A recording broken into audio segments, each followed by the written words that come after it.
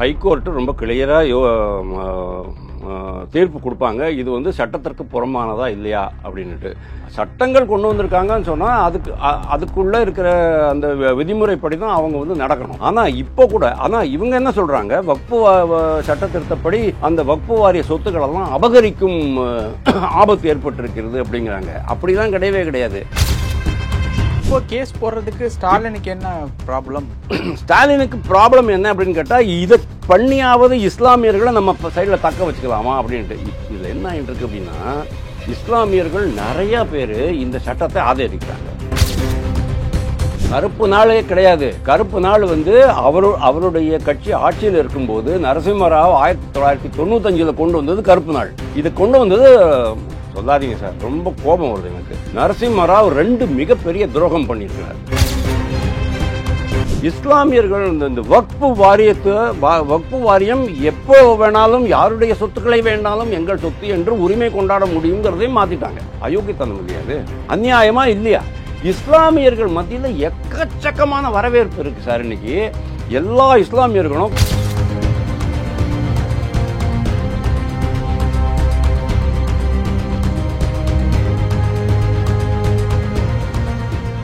ரியலோ நேயர்களுக்கு வணக்கம். இன்று நம்மளுடைய நேர்காணலுக்கு அரசியல் விமர்சகர் திரு வாசுதேவன் அவர்கள் இணைஞ்சிருக்காங்க. சார் வணக்கம்.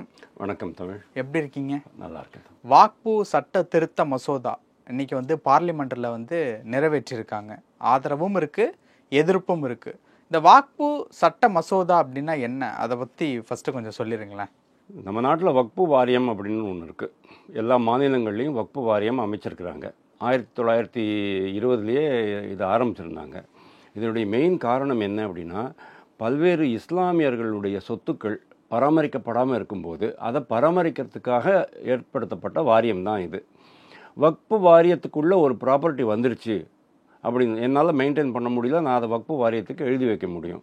அது உள்ளே வந்துருச்சு அப்படின்னு சொன்னால் அந்த ப்ராப்பர்ட்டியிலேருந்து வருமானத்தை இறைபணிகளுக்கு மட்டும்தான் செலவிட முடியும், அல்லது சமூக காரணங்களுக்காக செலவிட முடியும் அப்படிங்கிறது தான் இது.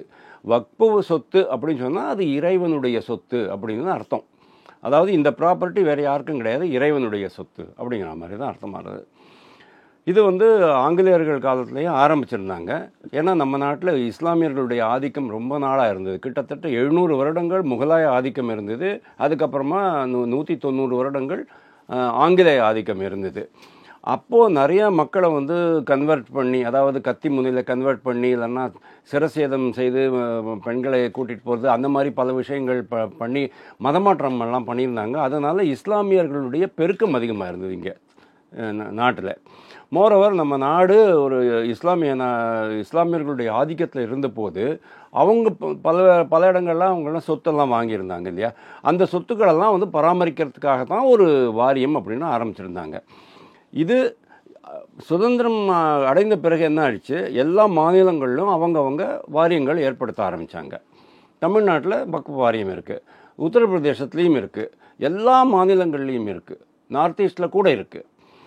உத்தரப்பிரதேசம் மாதிரி 1-2 இடங்களில், டில்லி மாதிரி 2 இடங்களில் என்ன இருக்குது, அங்கே சுன்னி முஸ்லீம்களுக்கு ஒரு தனி வாரியம், ஷியா முஸ்லீம்களுக்கு தனி வாரியம் இருக்குது. ஏன்னா சுன்னி ஷியாங்கிறது 2 மிகப்பெரிய பிரிவுகள் அங்கே அந்த சமுதாயத்தில். ஸோ அவங்க 2 பேருக்கும் இது சண்டை வர வேண்டாங்கிறதுனால 2 செப்பரேட் வாரியங்களை அவங்க பண்ணியிருக்கிறாங்க. இப்போது இந்த வாரியத்துக்கு வந்து கிட்டத்தட்ட, அதாவது நாடு முழுவதும் சொல்கிறேன், வக்ஃபு வாரிய சொத்துக்கள் அப்படின்னா கிட்டத்தட்ட ஒரு 8 லட்சத்துக்கும் மேற்பட்ட 8,72,000 சொத்துக்கள் இருக்கின்றன. அசையா சொத்துக்கள் சொல்கிறது, அதாவது லேண்டு, பில்டிங், அந்த மாதிரி அசையாத சொத்துக்கள். அசையும் சொத்துக்கள் கூட இருக்குது, 16,153 அசையும் சொத்துக்கள் கூட இருக்குது. அந்த அசையும் சொத்துக்கள் என்னென்னவா இருக்க முடியும்? தங்கமாக இருக்கலாம், பேங்க்கில் டெபாசிட்டாக இருக்கலாம், அல்லது உற்பத்தி செய்யப்பட்ட விளைபொருள்களாக இருக்கலாம். வருஷம் விளைபொருள்கள் வரும் இல்லையா, அது வக்ஃபு வாரியத்துக்கு சில பேர் கொடுத்துருப்பாங்க. அந்த மாதிரி அசையும் சொத்துக்கள் எல்லாம் இருக்குது. இந்த அசையும் சொத்துக்களுடைய டோட்டல் வேல்யூ என்ன அப்படிங்கிறது யாருக்குமே தெரியாது. அசையும் சொத்துக்கள் 16,000 சொத்துக்கள் சொன்னேன் இல்லையா, அதில் கிட்டத்தட்ட 9,000 சொத்துக்கள் தமிழ்நாட்டிலேயே இருக்குது அப்படிங்கிறது ஒரு முக்கியமான சமாச்சாரம். அசையாத சொத்துக்கள் அப்படின்னா கிட்டத்தட்ட 8,72,000 மேற்பட்ட சொத்துக்கள் இருக்கின்றன. அதில் நிலங்கள் இருக்கும், பப்ளிக் ப்ராப்பர்ட்டி இருக்கும், உங்கள் வீடு இருக்கும், என் வீடு இருக்கும், எங்கள் முப்பாட்டன் உழுது வந்த நிலம் இருக்கும், கோவில் இருக்கும், எல்லாமே அதில் இருக்கும். ஓகே, இப்போ இந்த ப்ராப்ளம் எங்கே இந்த ஆரம்பிச்சு தெரியுமோ? இப்போது உங்கள்கிட்ட இஸ்லாமியர்களுடைய சொத்துக்கள் இருக்குது, ஓகே ஃபைன். சுதந்திரத்திற்கு முன்னாலேயும் சுதந்திரத்திற்கு அப்புறமாவும் சுதந்திரம் வாங்கின சமயத்தில் என்னாச்சு, நம்ம நாட்டில் இந்த அதாவது ரெண்டாவது பாகிஸ்தான் அப்படிங்கிறது மத அடிப்படையில் ஒரு புதிய நாடு உருவாக்கப்பட்ட உடனே இங்கே இருக்கிற இஸ்லாமியர்கள்லாம் என்ன பண்ணிட்டாங்க, அங்கே ஓடி போயிட்டாங்க. அப்போது அவங்களுடைய சொத்து பத்து எல்லாத்தையும் இங்கே விட்டுட்டு போன போது அந்த சொத்துக்களெல்லாம் யார் பராமரிப்பாங்க? அக்கம் பக்கத்தில் இருக்கிறவங்க ஆட்டை போட்டிருப்பான், ஆக்கிரமிச்சிருப்பான். அதெல்லாம் தடுக்கிறதுக்காக அந்த சொத்துக்கள் எல்லாம் கூட வக்ஃபு வாரியத்துக்கு மாற்றிட்டாங்க. இதை தவிரவும் இன்றைக்கி ப்ராப்ளம் என்ன ஆகிட்டுருக்கு அப்படின்னா, இந்த வக்ஃபு வாரியங்கள், நாடு அளவில் வக்ஃபு வாரியங்கள் என்ன பண்ணுறாங்க அப்படின்னா, தமிழ் அமுதனுக்கு ஒரு ப்ராப்பர்ட்டி இருக்குது, நீங்கள் போய்ட்டு விற்க போகிறீங்க. அங்கே உங்கள் நிலம் இருக்குது, அந்த நிலத்தை விற்றுட்டு தங்கிக்கு கல்யாணம் பண்ணலாம் அப்படின்னு நீங்கள் பார்க்குறீங்க. அங்கே விற்க போகும்போது ரிஜிஸ்டர் ஆஃபீஸில் அவங்க சொல்லிடுறாங்க, இது வக்ஃபு ப்ராப்பர்ட்டி தம்பி, உன்னால் விற்க முடியாது அப்படின்னுட்டு. அப்போ தான் உங்களுக்கு ஆச்சரியமாக போகிறது, என்னடா ஷாக் ஆகிடுறது, என்னடா இது அப்படின்னுட்டு. அப்புறம் நீங்கள் போய் பார்த்தீங்கன்னு சொன்னால் உண்மையிலேயே அதில் அந்த பழைய டாக்குமெண்ட்ஸில் வக்ஃபு சொத்து அப்படின்னு எழுதியிருப்பாங்க. ரெட் கலரில் ஏதாவது எழுதியிருப்பாங்க, இல்லைன்னா பச்சை கலரில் எழுதியிருப்பாங்க. இப்போது இஸ்லாமியர்கள் சொத்தை மட்டும் நீங்கள் வச்சுக்கிட்டு மெயின்டைன் பண்ணணும் அப்படிங்கிறது தான் உங்களுடைய இது. ஆனால் இவங்க என்ன பண்ணிட்டாங்க, கிறிஸ்தவர்களுடைய சொத்துக்கள், இந்துக்களுடைய சொத்துக்கள் மேலெல்லாம் குறி வைக்க ஆரம்பிச்சிட்டாங்க. அதாவது இது எங்களோடது, அது எங்களோடது. பிரயாக்ராஜ், அலகாபாத் பிரயாக்ராஜ் அப்படிங்கிற இடத்துல திரிவேணி சங்கமம், கங்கை யமுனை சரஸ்வதி 3 நதிகளும் புனித நதிகளும் சங்கமிக்கும் இடம் இந்துக்களுக்கு ரொம்ப முக்கியமான சமாச்சாரம், ஒரு முக்கியமான இடம், புனித ஸ்தலம். அந்த 3 நதிகளும் சங்கமிக்கிற இடத்துல தான் பித்திருக்களுக்கான காரியங்கள் நம்ம பண்ணுறோம். இறந்தவர்களுக்கு வழிபாடுகள் செய்கிறோம், அவங்களுக்கு பிண்டதானம் கொடுக்கறது, அர்க்கியம் கொடுக்கறது, இதெல்லாம் பண்ணுறோம். அந்த இடத்த கூட இவங்க எங்களுடைய இடம் அப்படின்னுட்டாங்க. பாராளுமன்றம் இடம் எங்களுடைய இடம் அப்படின்னுட்டாங்க. இங்கே அறிவாலயம் எங்களுடைய இடம் அப்படின்னுட்டாங்க. யார் சொல்கிறா?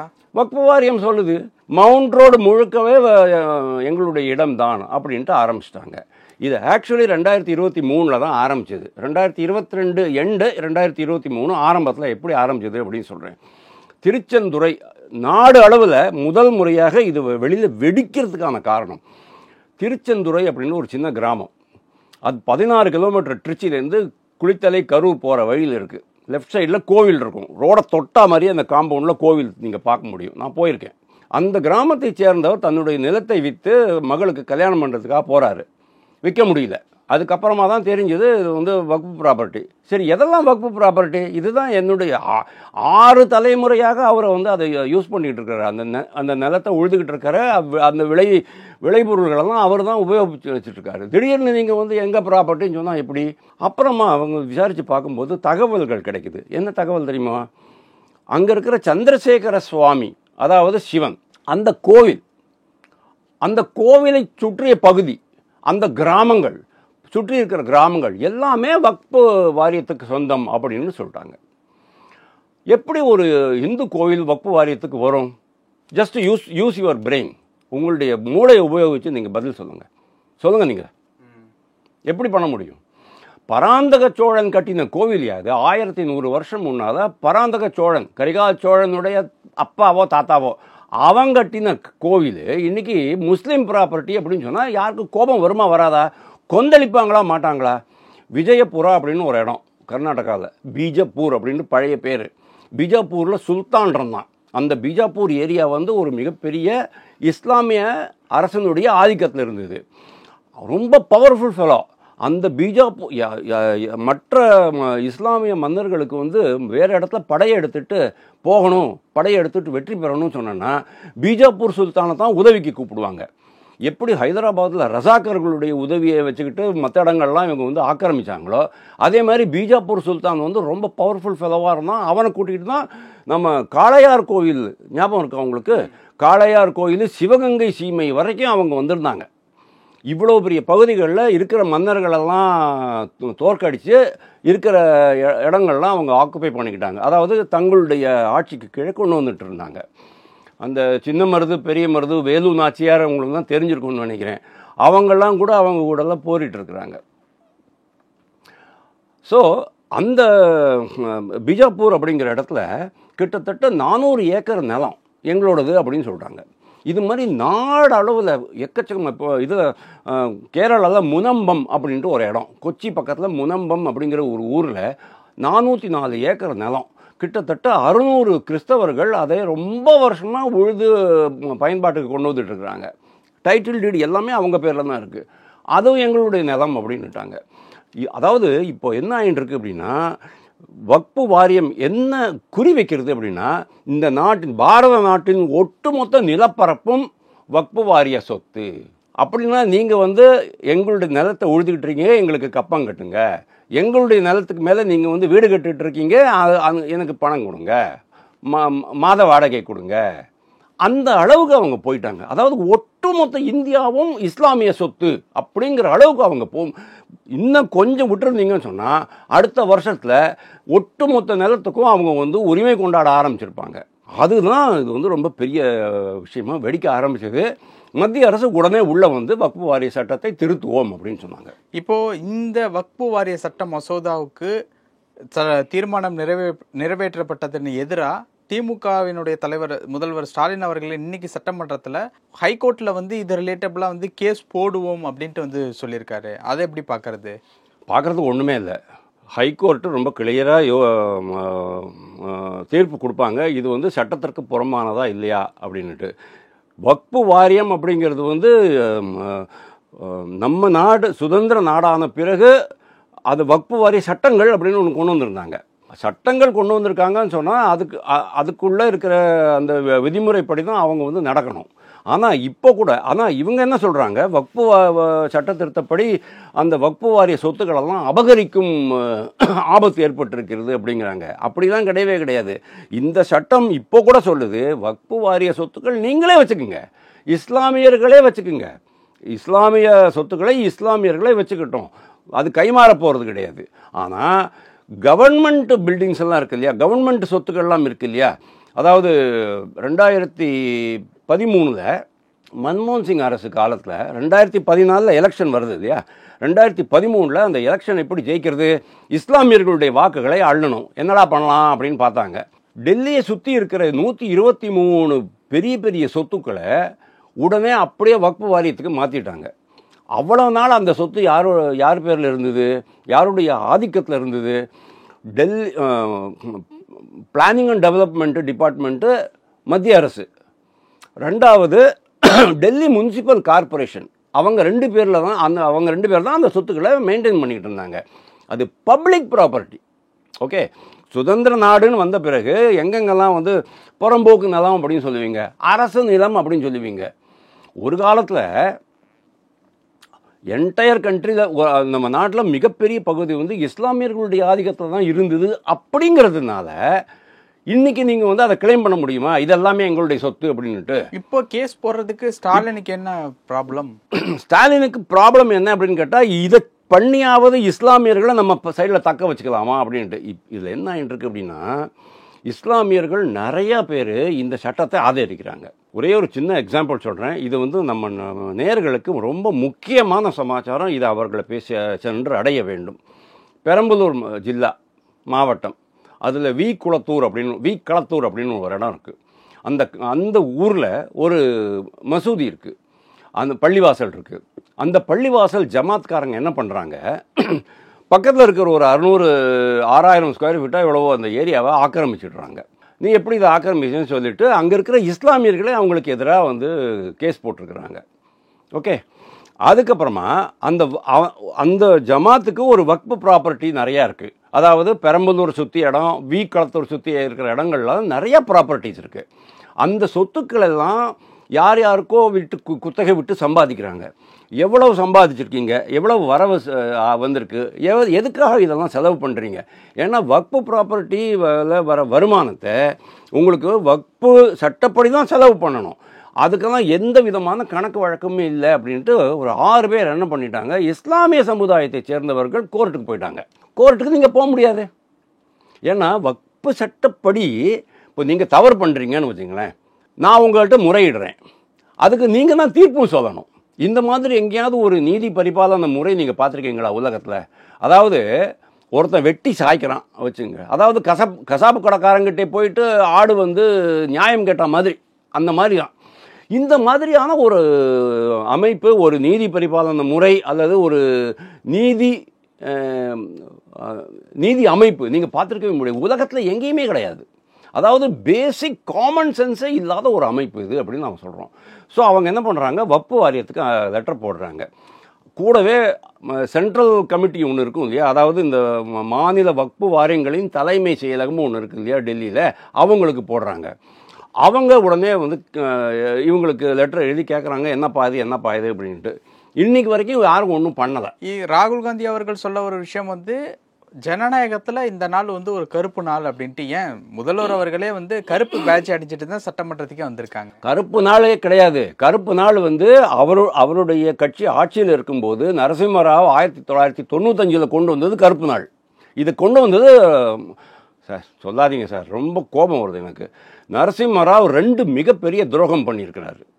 ஒன்று, அதாவது இஸ்லாமியர்கள் மட்டும்தான் இந்த நாட்டில் வாழ முடியும், இஸ்லாமியர்கள் மட்டும்தான் இந்த நாட்டில் இடம் இருக்குங்கிற அளவுக்கு காங்கிரஸ் கட்சி கடந்த காலத்தில் வேலை பண்ணியிருக்கு. நம்ம வந்து கிட்டத்தட்ட 700 வருஷம் இஸ்லாமியர்களுடைய, அதாவது முகலாயர்களுடைய கொடுங்கோல் ஆட்சியை நம்ம வந்து எக்ஸ்பீரியன்ஸ் பண்ணியிருக்கோம். தான் ஒரு முஸ்லீம் அல்ல அப்படின்னு பொய் சொல்லிக்கிட்டு ஜவஹர்லால் நேரு ஆட்சிக்கு வந்தார். அதே கொடுங்கோன்மை முகலாய ஆட்சி தான் தொடர்ந்தது. அதே ஆட்சி தான் ராஜீவ்காந்தி சமயத்தை தொடர்ந்தது. அதே முகலாய ஆட்சி தான் நரசிம்மராவ் பீரியடில் தொடர்ந்தது. மன்மோகன் சிங் ஆட்சி காலத்துலையும் அதே முகலாய ஆட்சி தான் தொடர்ந்தது. இந்துக்களுக்கு எப்படி அநியாயம் பண்ணார் நரசிம்மராவ் நான் சொல்கிறேன். ஒன்று, இந்துக்களுடைய வழிபாட்டு தலங்கள் 1947 எப்படி இருந்ததோ அப்படி தான் இருக்கணும். நீங்கள் வந்து கோர்ட்டுக்கு போக முடியாது. அதாவது கோர்ட்டில் போயிட்டு நியாயம் கேட்கறது என்னுடைய பேசிக் அடிப்படை உரிமை. நீங்கள் அதை கூட நீங்கள் தடுத்துட்டீங்க. பாரதிய ஜனதா கட்சி ரொம்ப முயற்சி பண்ணிச்சு. அந்த சமயத்தில் பிஜேபி இருந்தது. ரொம்ப முயற்சி பண்ணாங்க, அவங்களால ஒன்றும் பண்ண முடியல. கோர்ட்டில் கேஸ் போட்டிருக்காங்க, அது அப்படியே நிலுவையில் இருந்திருக்கு. ரெண்டாவது என்ன பண்ணிட்டாங்க, இஸ்லாமியர்கள் இந்த வக்ஃபு வாரியம் எப்போ வேணாலும் யாருடைய சொத்துக்களை வேணாலும் எங்கள் சொத்து என்று உரிமை கொண்டாட முடியுங்கிறதையும் மாற்றிட்டாங்க. அயோக்கியத்தனம் இல்லையா அது? அநியாயமா இல்லையா? ஸோ அந்த 2 நாட்கள் தான். அதுக்கப்புறமா மன்மோகன் சிங் இன்னும் அதிகமான கூடுதல் அதிகாரத்தை கொடுத்துட்டாரு வக்ஃபு வாரியங்களுக்கு. அதுதான் உங்களுக்கு வந்து இதுவாக இருக்குமே தவிர, கருப்பு நாளாக இருக்குமே தவிர, இது கருப்பு நாள் கிடையாது.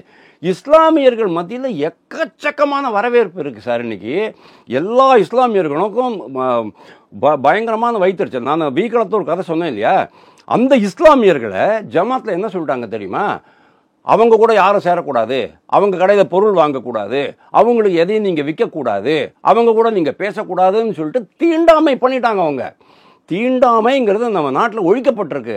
ஒரு மாநிலத்திலும் தீண்டாமை தடுப்பு சட்டம் இருக்கு.